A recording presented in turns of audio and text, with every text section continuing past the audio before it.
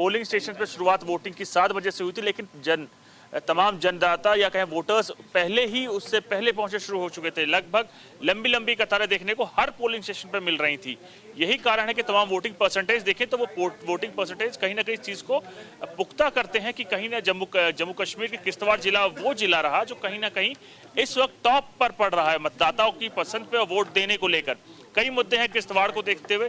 अगर बीजेपी की बात की तो वहां से जो उम्मीदवार है वो शगुन परिहार, आतंक पीड़ित है। उनके पिताजी और चाचा को आतंकियों ने गोली मार दी थी, जिसके बाद उनको बीजेपी ने अपना उम्मीदवार के तौर पर रखा है। और एनसी की बात किया तो जम्मू कश्मीर में एनसी और कांग्रेस का गठबंधन है। उधर से एनसी और कांग्रेस की तरफ से शहजाद किचकू जो कि मंत्री रह चुके हैं सरकार में, वो सीनियर नेता सामने खड़े। तो कहीं ना कहीं दोनों ही तरफ से देखा जा रहा है कि एक अच्छी खासी संख्या वोट देने को आ रही। जब मैंने लोगों से बात की तो कहीं ना कहीं उसमें चीज को लेकर लोगों ने माना कि 370 हटने के बाद घाटी में शांति बहाली हुई है, विकास हुआ है, उसको लेकर एक पूरा समुदाय उस तरफ वोट कर रहा है। और कहीं ना कहीं एक विशेष समुदाय सामने भी है जो रोजगार और तमाम आगे के मुद्दे को देखते हुए आगे वोट करा। तो अब जो लगातार जो वोटिंग परसेंटेज आप देख रहे हैं हाई है, उसका कारण यह है कि दोनों ही समुदाय अपने अपने अनुसार वोट डाल रहे हैं। शाम तक तमाम स्थिति कंफर्म हो पाएगी, लेकिन माना यह जाता है कि जहां भी वोट परसेंटेज ज्यादा होता है तो उससे सीधा फायदा बीजेपी को होता है।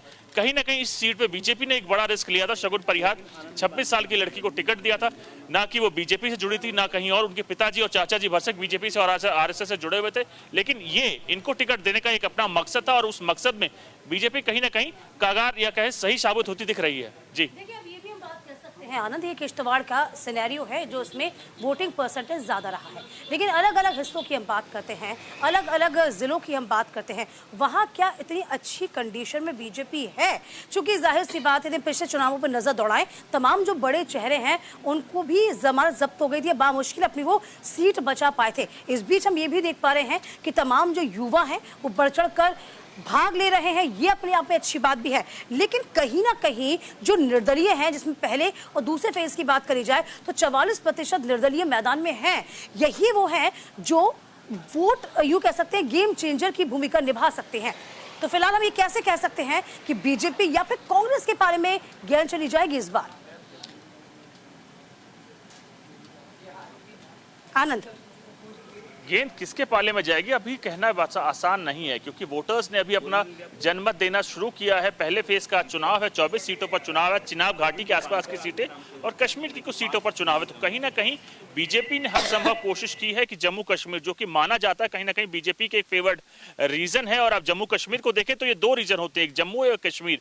कश्मीर अलग राजनीति के तहत बीजेपी चल रही है और जम्मू को लेकर कोशिश कर रही है कि अपने तमाम बड़े नेताओं को टिकट दिया गया था जिससे वो सीट जीत कर आए, और कहीं ना कहीं बड़े नेता उनके प्रचार प्रसार के लिए हैं। उत्तराखंड के मुख्यमंत्री भी आज दिल्ली माफ कीजिएगा जम्मू कश्मीर में है, तो कई रैलीज को संबोधित करना है। पीएम जम्मू कश्मीर आ चुके हैं और उसके साथ साथ गृह मंत्री अमित शाह आ चुके हैं। तो कई बड़े नेता, अनुराग ठाकुर जैसे नेता तक आ चुके हैं। तो कहीं ना कहीं ये चीज इससे बताती है कि जम्मू कश्मीर को लेकर बीजेपी का क्या प्लान है।